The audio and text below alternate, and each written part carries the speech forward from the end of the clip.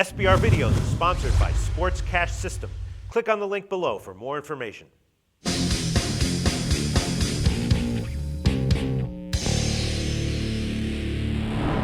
We are previewing Week 6 in college football here at SBR Forum Videos. I'm Peter Loshak. We're talking right now with a returning guest you're probably all very familiar with by now, Steve from collegefootballwinning.com. Steve, thanks for being back with us this week.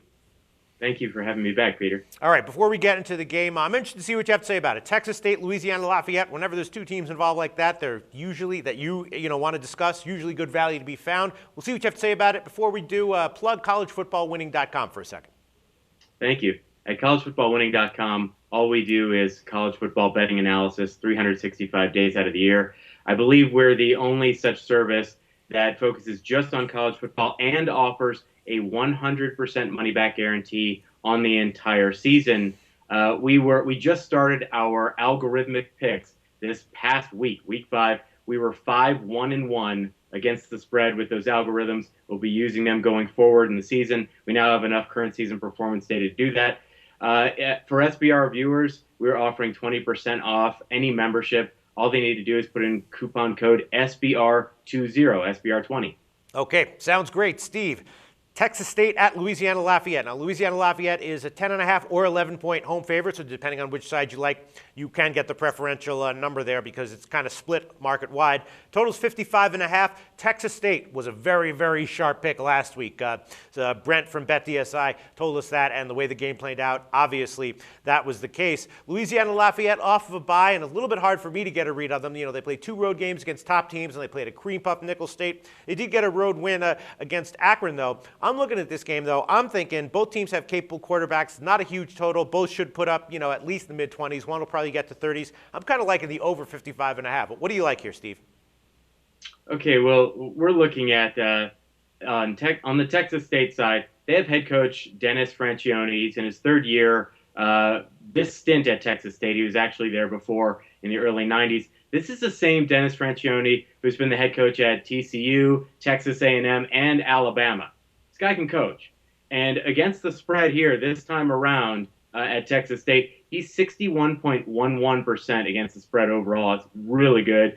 His only loss so far against the spread in 2013 has been their only game to an FCS school. Now, the opposite, the inverse of that, is what's going on at Louisiana. Their head coach, Mark Hudspeth, he's in his 3rd year. He's 60% against the spread overall himself, but he's just 6-6 at home against the spread. And talked about that inversion. His only ATS win this year is against an FCS school. So he is 0 for 3 when facing the FBS this year against the spread.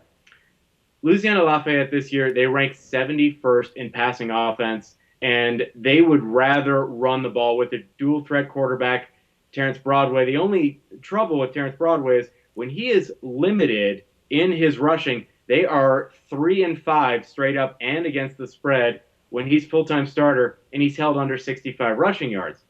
Now, last week, Wyoming went to play Texas State. They have a dual-threat quarterback. They, meaning Wyoming, have a dual-threat quarterback in Brett Smith. Guy was averaging 98 yards rushing every FBS game so far this year, entering that Texas State game. He was held by Texas State to negative 17 yards. So you can tell which way we're leaning here. Now, Texas State, as you may have assumed by now, they have an outstanding rushing defense. They're number 3 in the country. They beat Wyoming last week 42-21. They limited Wyoming to just 64 total rushing yards. That's a team that put up 219 rushing yards at Nebraska earlier this year. Coming into last week's game, Wyoming had the number 8 total offense in the FBS, and they were completely stifled by this really underrated Texas State defense. Now, part of the difference for Texas State last week was they made a change at quarterback. They now have a true freshman quarterback. He himself is a dual threat. His name is Tyler Jones. Completed 77.8% of his passes. He ran for 56 yards. And the guy only had 48 hours notice that he was the guy. So he had 2 days of preparation going into that, performed brilliantly. He's like a poor man's Johnny Manziel. He now has had this entire week to practice as this guy, as the guy at Texas State. We think that bodes well. The Now Louisiana-Lafayette has the 107th total defense versus the FBS, 97th in rushing defense in terms of yards per carry allowed, and that's what Texas State likes to do, run that ball.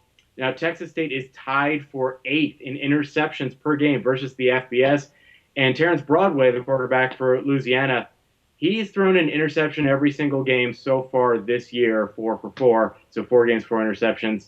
Now, this number we think should be Louisiana favored by pretty much at the most a touchdown. And as you said, you can get Texas State plus 11 right now. So we're seeing at least 4 points worth of value there. Our only hesitation is Wyoming going into last game. Since we've focused a lot on Wyoming, they did not know who this quarterback was in Tyler Jones at Texas State.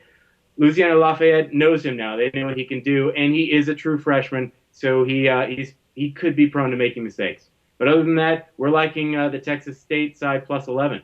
All right, well, you made a great case for Texas State plus 11, and again, they were a super sharp side last week, so not a huge shock that they might be one again this week. Thanks so much, Steve. Thank you, Peter.